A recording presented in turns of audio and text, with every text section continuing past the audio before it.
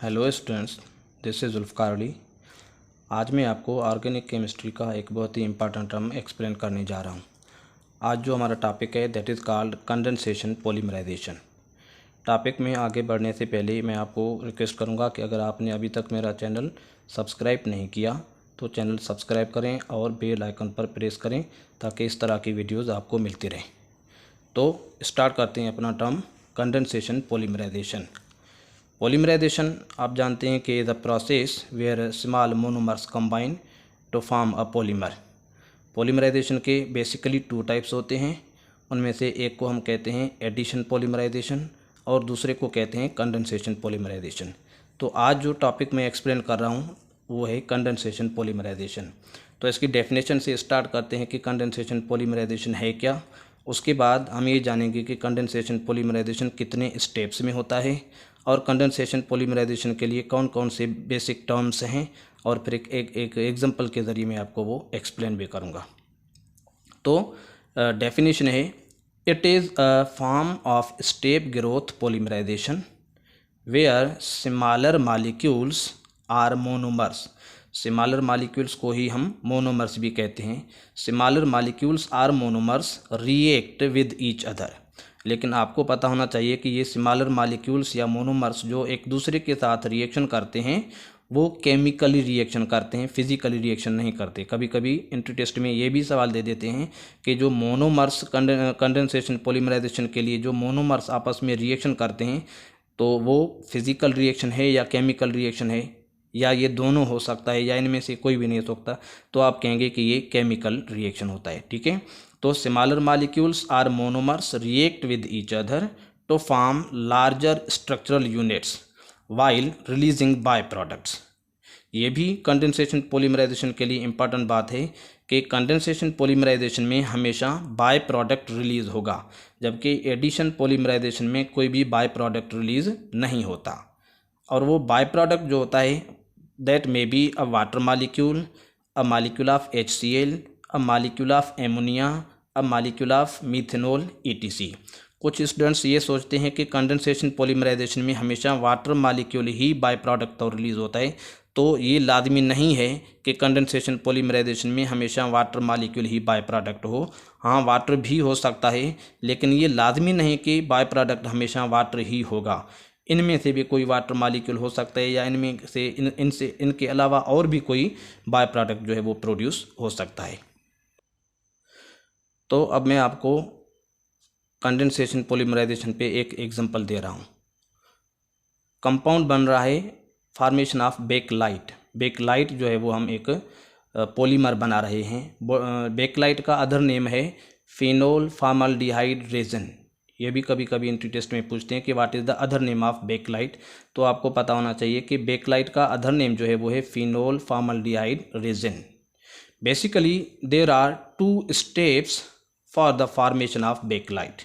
Bakelite की जो formation होती है उसमें दो स्टेप्स होते हैं। उनमें से जो फर्स्ट स्टेप है that is called reaction of phenol with formaldehyde. Phenol का हम रिएक्शन करेंगे फॉर्मल्डिहाइड के साथ। ठीक है। तो फिनोल फॉर्मल्डिहाइड के साथ कैसे रिएक्शन करेगा, इस बात को आगे बढ़ाने से पहले मैं आपको बता दूं कि there are the reaction of phenol and formaldehyde will take place in the presence of acid और बेस एज कैटलिस्ट। यानी कि फिनोल और फॉर्मल्डिहाइड तब रिएक्शन करेंगे जब आप कोई कैटलिस्ट लें, और कैटलिस्ट के तौर पर हम इस रिएक्शन में कौन सी चीज़ इस्तेमाल करते हैं, या तो एसिड या फिर कोई बेस कैटलिस्ट के तौर पर यूज़ करेंगे। In the absence of catalyst phenol और फॉर्मल्डिहाइड का रिएक्शन नहीं होगा। तो फिनोल और फॉर्मल्डिहाइड का रिएक्शन करवाने के लिए कैटलिस्ट की ज़रूरत है, और कैटलिस्ट हमेशा या तो हम इसमें एसिड लेंगे या फिर बेस लेंगे। Point number 1। अब ये दूसरी पॉइंट भी आप समझ लें कि the OH group of phenol, ये फिनोल का फार्मूला है। ठीक है। फिनोल का फार्मूला ये है, ये बेंजीन रिंग है, और किसी भी बेंजीन रिंग के, ये बेंजीन रिंग है। बेंजीन रिंग के बारे में पहले मैं आपको थोड़ा बता दूं कि बेंजीन रिंग में यहाँ पर एक कार्बन का एटम है, उसके साथ एक हाइड्रोजन है। यहाँ पर भी एक कार्बन का एटम है, उसके साथ भी एक हाइड्रोजन है। Carbon hydrogen, carbon hydrogen, carbon hydrogen और यहाँ पर भी कार्बन एंड हाइड्रोजन है। ठीक है, यानी कि बेंजीन रिंग के अंदर 6 कार्बन एटम्स होते हैं और उसमें 6 हाइड्रोजन के एटम्स होते हैं। हम क्या करते हैं, बेंजीन में से फेनोल बनाते हैं। बेंजीन में से फिनोल कैसे बनेगा? बेंजीन में से फिनोल बनाने के लिए ये जो कार्बन है उसके साथ ये जो हाइड्रोजन लगा हुआ है, इस हाइड्रोजन को हम रिमूव करते हैं और इस हाइड्रोजन को रिमूव करके यहाँ पर हम क्या करते हैं, OH ग्रुप लगा लेते हैं। यानी कि जब ये बेंजीन रिंग है ना, इस बेंजीन रिंग पे यहाँ पर जो कार्बन लगा हुआ है उस कार्बन के साथ जो हाइड्रोजन है उसको रिमूव करेंगे तो इस कार्बन का इलेक्ट्रॉन फ्री हो जाएगा। जब इसका इलेक्ट्रॉन फ्री हो जाएगा तो हम इसका रिएक्शन करवा लेंगे OH के साथ। तो पहले ये था बेंजीन, लेकिन अब ये बेंजीन नहीं है, अब ये मोनो सब्सटीट्यूटेड बेंजीन है। इस मोनो सब्सटीट्यूटेड बेंजीन के अंदर ये जो OH ग्रुप है, इस OH ग्रुप को हम कहते हैं डायरेक्टर। और ये जो डायरेक्टर होता है, ये डायरेक्टर इस बेंजीन रिंग की रिएक्टिविटी में बहुत इंपॉर्टेंट रोल प्ले करता है। अब ये बेंजीन रिंग जो है ये किस तरीके से रिएक्शन करेगा आगे जाकर, ये बेंजीन रिंग जो है उसकी रिएक्टिविटी इंक्रीज़ हो गई या डिक्रीज़ हो गई, या हम इस बेंजीन रिंग पर जो ये कार्बन के एटम्स हैं, नंबर 1 कार्बन पे तो OH लग गया, बाकी 2, 3, 4, 5 एंड 6 नंबर कार्बन जो इस वक्त फ्री हैं, उनमें से अगर कोई भी नया कंपाउंड या एटम या एटम्स का ग्रुप अगर हम इसमें बेंजीन रिंग में ऐड करेंगे तो वो कार्बन नंबर 2 पे जाएगा, 3 पे, 4 पे, 5 पे या 6 पे जाएगा। ये जो पहले से ही ग्रुप लगा हुआ है ये उसकी पोजीशन को डिसाइड करता है। इसलिए जो ये OH है या यहाँ पर कोई भी और ग्रुप होगा तो उसको हम कहते हैं डायरेक्टर। ठीक है, तो ये जो डायरेक्टर होता है ये या तो आर्थो डायरेक्टर होता है। आर्थो डायरेक्टर हम उसको कहते हैं जो नया ग्रुप आए उसको अगर ये वाला ग्रुप कार्बन नंबर 2% करे या 6% करे, ये इसकी प्रॉपर्टीज़ पर डिपेंड करता है।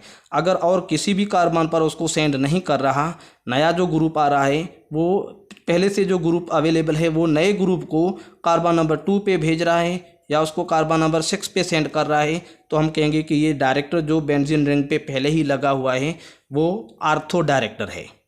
लेकिन अगर ऐसा कोई ग्रुप लगा हुआ है जो नए ग्रुप को कार्बन नंबर 3 या 5% कर रहा है तो हम कहेंगे कि ये जो पहले से ही ग्रुप अटैच है वो मेटा डायरेक्टर है। या ऐसा कोई ग्रुप जो नए कार्बन को और नए ग्रुप को कार्बन नंबर 4 पे सेंड कर रहा है तो वो पैरा डायरेक्टर है।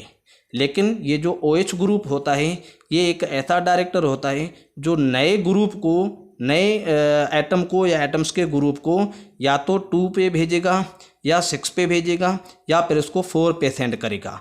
यानी ये OH नए ग्रुप को 2 पे भी सेंड कर सकता है, 6 पे भी सेंड करता है, इसलिए ये आर्थो डायरेक्टर हो गया। उसके अलावा ये नए ग्रुप को 4 नंबर कार्बन पे भी सेंड कर सकता है, इसलिए ये पैरा डायरेक्टर भी हो गया। तो यानी OH के अंदर आर्थो की प्रॉपर्टीज़ भी हैं और पैरा की प्रॉपर्टीज़ भी हैं, इसलिए हम OH को कहते हैं कि ये आर्थो पैरा डायरेक्टर होता है। ठीक है, तो यहाँ पर मैंने इसके बारे में लिखा है कि the OH group of phenol is ortho para directing group, therefore it will direct the incoming group to 2, 6 और 4 number carbon in the benzene ring. यहाँ पर इस एग्जाम्पल को आप थोड़ा गौर से देखें।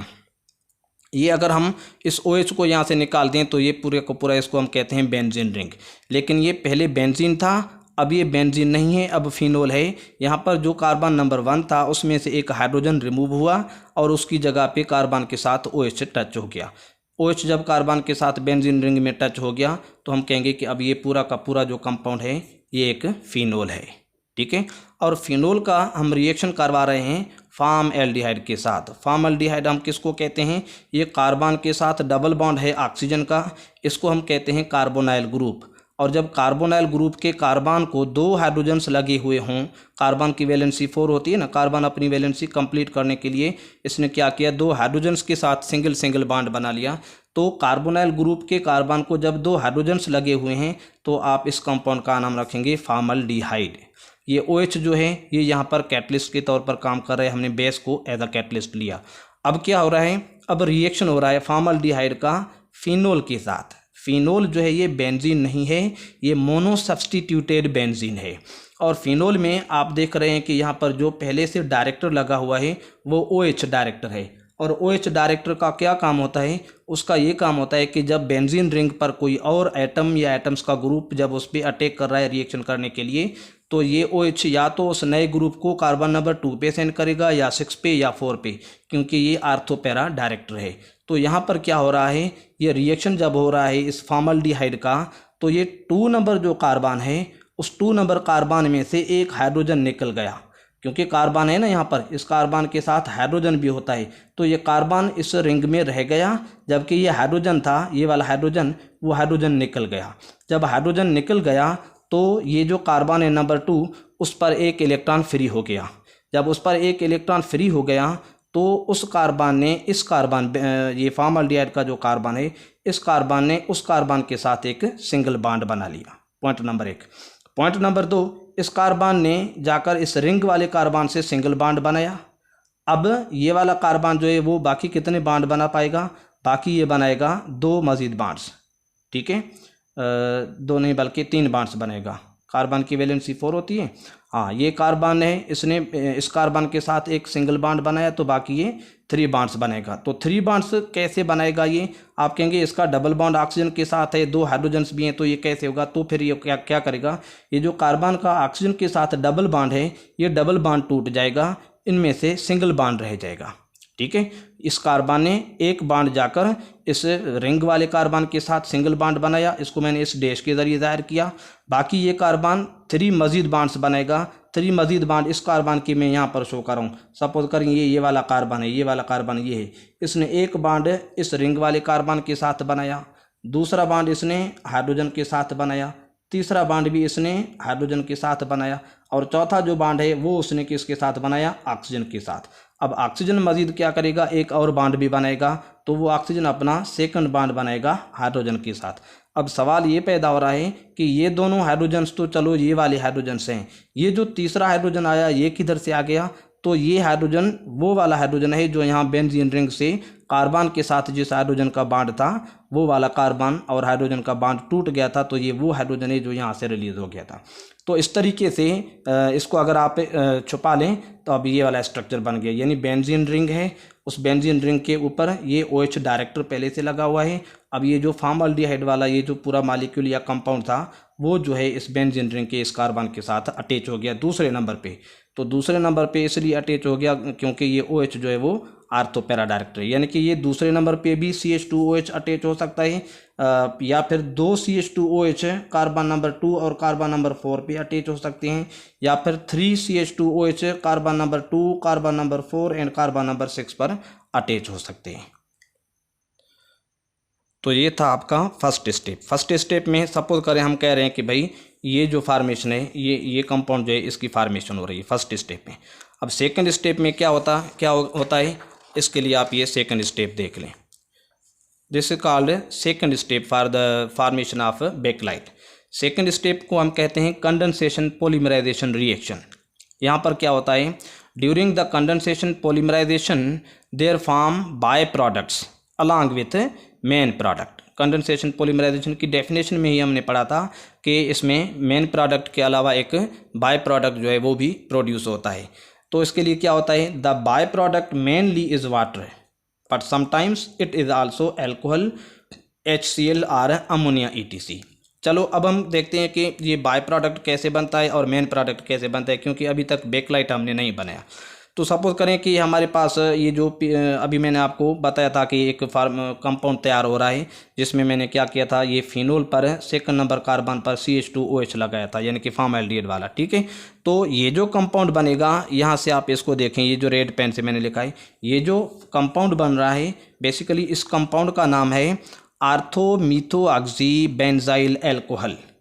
इसको हम आर्थोमीथोऑक्सी बेंजाइल एल्कोहल क्यों कहते हैं, इसकी वजह बताता हूँ। नंबर 1, आर्थो इसको क्यों कहते हैं, क्योंकि ये जो CH2OH है वो कार्बन नंबर 2 पर है, और हम carbon number 2 and carbon number 6 इन दोनों पोजीशंस को 2 एंड 6 को हम क्या कहते हैं, आर्थो पोजीशन कहते हैं।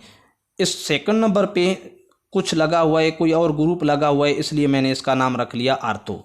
अगर ये 6 पर होता तब भी मैं कहता है इसको आर्थो, लेकिन अगर ये CH2OH 4 नंबर कार्बन पर होता तो मैं इसको कहता पैरामीथोऑक्सी बेंजाइल एल्कोहल। चलो, तो ये तो समझ गए कि हम इसको आर्थो क्यों कहते हैं। आर्थो के बाद हमने इसको मीथोऑक्सी का नाम क्यों दिया, क्योंकि ये जो CH2OH है इस ग्रुप का नाम है मीथोऑक्सी। मीथोऑक्सी क्यों कहते हैं इसको, क्योंकि यहाँ पर एक कार्बन है, ये मीथेन से निकला हुआ है मीथो, उसके बाद यहाँ पर ऑक्सीजन भी है, तो इसके लिए हम इसको कहते हैं मीथोऑक्सी। चलो, आर्थो इसलिए कहते हैं कि आर्थो पोजीशन पर ग्रुप लगा हुआ है। मीथोऑक्सी इसलिए कह रहे हैं कि CH2OH ग्रुप का नाम मीथोऑक्सी है। बेंजाइल क्यों कह रहे हैं, क्योंकि ये जो मेन स्ट्रक्चर, ये जो मेन रिंग है वो बेंजीन का रिंग है, लेकिन बेंजीन में से कार्बन निकल गया, ये C6H6 बेंजीन है। जब बेंजीन में से, सॉरी कार्बन नहीं, हाइड्रोजन, जब बेंजीन में से हाइड्रोजन निकलेगा तो ये कन्वर्ट हो जाएगा बेंजाइल में। किसमें? ये बेंजाइल में कन्वर्ट हो जाएगा, ये रेडिकल बन गया। ठीक है, इसलिए मैंने इसको कह दिया बेंजाइल। एल्कोहल क्यों कह रहा हूँ, क्योंकि इस पर OH जो ग्रुप है, फंक्शनल ग्रुप है एल्कोहल वाला, वो लगा हुआ है, इसलिए मैं इसको एल्कोहल भी कह रहा हूँ। तो कुल मिलाकर इसका जो ये पूरा नाम है आर्थो मीथोऑक्सी बेंजाइल एल्कोहल, ये इसका पूरा नाम क्यों है वो मैंने आपको बता दिया। अब हम बहुत सारे आर्थो मीथोऑक्सी बेंजाइल एल्कोहल के बहुत सारे अनलिमिटेड नंबर ऑफ मॉलिक्यूल्स लेते हैं। अनलिमिटेड नंबर ऑफ मॉलिक्यूल्स मैंने इसके लिए, इसलिए मैंने यहाँ पर लिख दिया N। ये N जो है वो number of molecules of ortho methoxy benzyl alcohols को ज़ाहिर करता है। इसी तरीके से एक ये मॉलिक्यूल है, एक यहाँ पर भी मैंने इसी तरीके का आर्थो मीथोऑक्सी बेंजाइल एल्कोहल लिया। आप देखें ये बेंजीन रिंग है, उस पर OH है और यहाँ पर इसमें CH2OH है। अब आप सोच रहे होंगे कि ये H कहाँ से आ गया, यहाँ पर तो H नहीं था। हमें पता है कि यहाँ हर कार्बन में एक हाइड्रोजन होता है। यहाँ पर मैंने इस हाइड्रोजन को एक्सप्रेस नहीं किया था, शो नहीं किया था, लेकिन यहाँ पर मैंने उसको शो कर दिया। शो क्यों किया, अब उसकी वजह बता रहा हूँ। एक मॉलिक्यूल ये है, उसको मैं प्लस कर रहा हूँ, एक मॉलिक्यूल ये है। दोनों मॉलिक्यूल किसके हैं? आर्थो मीथोऑक्सी बेंजाइल एल्कोहल के। अब एक मॉलिक्यूल का OH जिस पर होता है नेगेटिव चार्ज, पार्शियल नेगेटिव, और दूसरे मॉलिक्यूल का H जिस पर होता है पॉजिटिव चार्ज। क्योंकि यहाँ पर जो कार्बन है, इस कार्बन की इलेक्ट्रोनेगेटिविटी 2.1 है, 2.5 है, और हाइड्रोजन की इलेक्ट्रोनेगेटिविटी 2.1 है। ये हाइड्रोजन लेस इलेक्ट्रोनेगेटिव है, इसलिए इस पर हम पार्शियल पॉजिटिव चार्ज, और OH पर आपको पता है कि नेगेटिव चार्ज होता है। तो एक मॉलिक्यूल का OH और दूसरे मॉलिक्यूल का H, ये आपस में रिएक्शन कर रहे हैं। जब ये दोनों आपस में रिएक्शन करेंगे H एंड OH, तो डेफिनेटली वो क्या बनेंगे? Water molecule. और ये वाटर मॉलिक्यूल की सूरत में यहाँ से रिलीज हो रहे हैं, H2O रिलीज हो रहा है। इसका मतलब है कि ये H2 जो है वो एक बाय प्रोडक्ट के तौर पर रिलीज हो गया। अब बाकी क्या बच गया? इस कंपाउंड में से OH निकल गया, तो बाकी इस पर बाकी स्ट्रक्चर ये सेम है, यहाँ पर CH2 रह गया। इसी तरीके से इसमें से यहाँ से सिर्फ H निकल गया। ठीक है, H निकल गया तो ये जो कार्बन है उसका एक इलेक्ट्रॉन फ्री हो गया, और ये जो कार्बन है इस कार्बन का भी एक इलेक्ट्रॉन फ्री हो गया। क्योंकि इस कार्बन और ऑक्सीजन का बॉन्ड यहाँ से टूटा तो इस कार्बन का इलेक्ट्रॉन फ्री हो गया, और इस कार्बन और इस हाइड्रोजन का बॉन्ड टूट गया तो इस कार्बन का भी इलेक्ट्रॉन फ्री हो गया। तो ये दोनों मॉलिक्यूल्स आपस में अटैच हो जाएंगे। यहाँ पर मैं दोबारा इसको बना के दिखाता हूँ आपको। ठीक है, तो ये वाला मॉलिक्यूल है। अब इसमें OH तो पहले ही यहाँ से लगा हुआ है, बाकी ये जो कार्बन है, इस कार्बन का एक बांड तो इस कार्बन से बना हुआ है, दूसरा बांड इसका हाइड्रोजन से, तीसरा बांड भी इसका हाइड्रोजन से।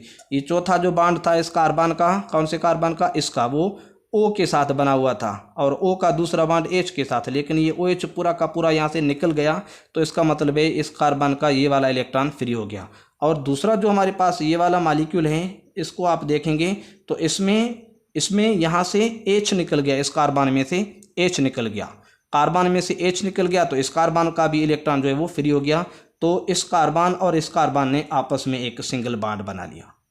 अब इसको अगर हम इसको मर्ज करके लिखेंगे तो इसके लिए हम क्या लिखेंगे? और इसका भी ये OH अपना रखा हुआ है। इसको अगर हम मर्ज करेंगे तो यूँ लिखेंगे कि ये वही स्ट्रक्चर है, इस पर OH लगा हुआ है और इस पर यहाँ पे है CH2। उसके बाद ये दूसरा इस तरीके का मॉलिक्यूल है, उस पर भी अपना OH लगा हुआ है और इसने यहाँ से बांड बना लिया। तो इसने यहाँ से बांड बनाया, इसने यहाँ से बांड बनाया। इस तरीके से अगला ये जो मॉलिक्यूल होगा उसका फिर यहाँ पे CH2 बनेगा, इसी तरीके से इसका यहाँ से CH2 बनेगा। इस तरीके से ये चेन जो है वो लंबी होती जाती है। तो कुल मिलाकर ये जो कंपाउंड है हमारा, ये कंपाउंड बनता है और इस कंपाउंड का, इस स्ट्रक्चर का नाम है बेकलाइट। अब बेकलाइट का जो मॉलिक्यूल है वो कितना लंबा होगा, कितना बड़ा होगा, वो डिपेंड करता है कि आपने मोनोमर्स के कितने मॉलिक्यूल्स ली। जितने ज़्यादा मोनोमर्स के आप मॉलिक्यूल्स लेंगे, ये बेकलाइट का जो मॉलिक्यूल होगा वो भी उतना, उसका इसकी जो चेन होगी वो भी उतनी बड़ी बनेगी, उसका जो मॉलिक्यूल होगा वो भी उतना बड़ा बनेगा, वो भी उतना लंबा बनेगा। यानी कि वो डिपेंड करता है नंबर ऑफ मोनोमर्स की तादाद पे। तो मेरे ख्याल में आपको ये टॉपिक समझ में आ गया होगा। आप समझ गए होंगे कि ये पूरे जो रिएक्शंस होते हैं इसके वो किस तरीके से होते हैं, कैसे हाइड्रोजन निकलता है, कहाँ से कार्बन का इलेक्ट्रॉन फ्री होता है, कहाँ से बॉन्ड बनता है, कहाँ से बॉन्ड ब्रेक होता है। ये सारी चीज़ें मैं आपको एक्सप्लेन करने की मैंने कोशिश की। अगर फिर भी आपको कोई इशू है तो आप मुझे इनबॉक्स कर सकते हैं। Thanks for watching.